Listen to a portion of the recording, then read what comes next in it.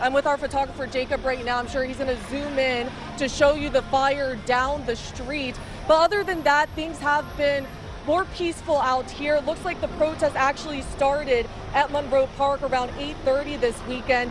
They then made their way outside of the Virginia State Capitol at East Grace and 9th Street, where police were lined up ready to take on the crowd. And right now you can probably even hear helicopters up above. Not sure, Jacob, if we can show them right now. Helicopters in the air, so police have eyes in the sky to make sure that everything down here stays peaceful. Now, anyone heading this way downtown, officers have blocked off the roads. Specifically, I know for certain East Grace and Broad Streets from 3rd to 9th Street. So it's best just to avoid this area right now as hundreds of people are in the middle of the street. It's just clear that the pain here in Virginia is real and across the country as people are gathering in large crowds over the death of George Floyd and other recent incidents. Constance, back to you. As for the cause, that is undetermined. They're still working to figure that out this evening. But thanks to Henrico Fire's quick action, the flames did not reach the ground level, potentially hitting high grass or trees. Good for them. World War II era,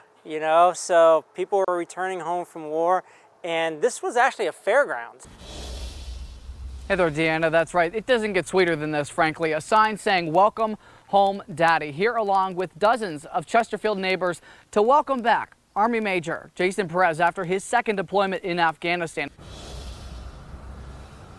Hey there, Juan. Governor Northam's office says Virginia's mask guidelines will stay in effect, at least for now, even though the CDC gave that new federal guidance earlier today. His administration is working on how it applies to the Commonwealth, but let's note, this is uncharted territory.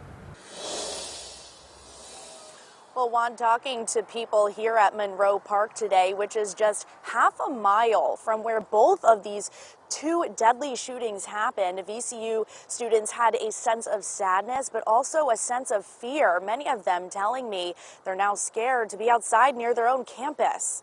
Now, they say they've discussed this name change for years and voted unanimously to change it earlier this month, following City Council's vote in December to change Route 1's name to Richmond Highway. The association also shared its support for the proposed One Casino and Resort. They say they've met directly with Urban One CEO Alfred Liggins and others who are involved.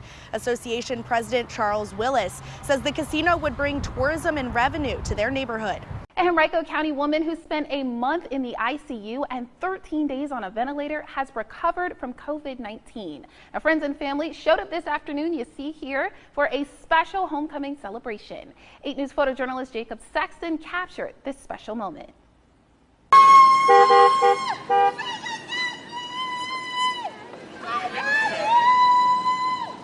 We all got on the group chat and we decided we were going to get this together for Melva and try and surprise her. It's been a tough time for our family.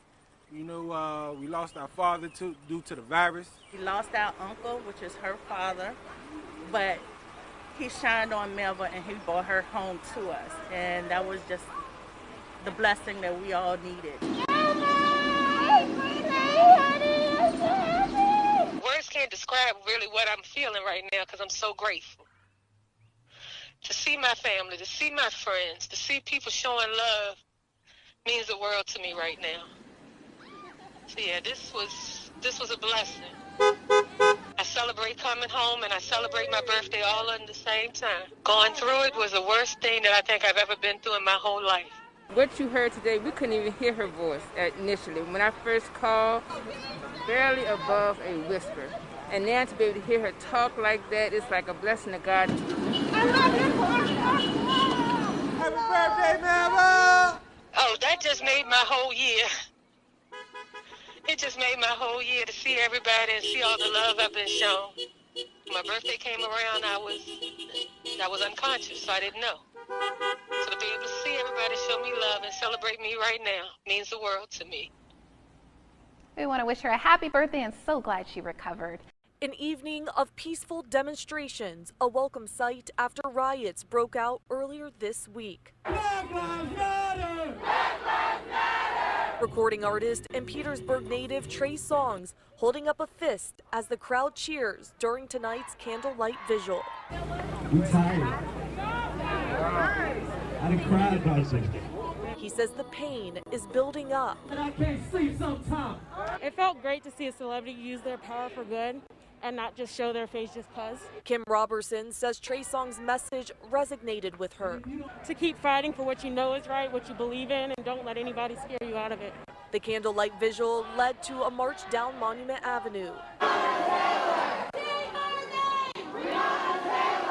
A diverse crowd coming together, some with personal stories. So I'm out here from my family. I was adopted from Russian into a black family, and so my mom and my sister aren't able to come out, so I'm out here for them. Levon Smithson and General Delbridge say a Juneteenth celebration is what they've been waiting and fighting for. It's exciting to see that this is happening, honestly. It's been a long time coming. I know we still have a long ways to go, but we have to start somewhere.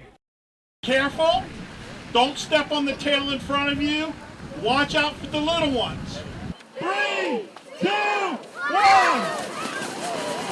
When I found out that they were having an event with like a lot of inflatable dinosaurs, I'm like, I have to go. We want to have some fun. It's actually, we hold it the day after the marathon. And we think Richmond's a good city to have something unique like this. It's amazing. There's so many people of different ages. We've got different colored dinosaurs, and it's like the energy is exciting. Dinosaurs inflated are awesome, but when they're moving, they are hysterical, and the wind's gonna kick up, our heads are gonna be bopping, it's gonna be great. Watching the kids go around, you know, they just have such a good time getting in their suits, you know. The adults are big kids too, but you know, we have some kids out there and their own little kid dinosaurs. It was just fantastic to watch them going around the park. I actually ran the Richmond Half Marathon yesterday, so this is a walk in the park to be a dinosaur, just having fun, and like, seriously, you cannot not smile when you see a dinosaur running. They're too much. I love it. This is like the best day of my life. Not kidding.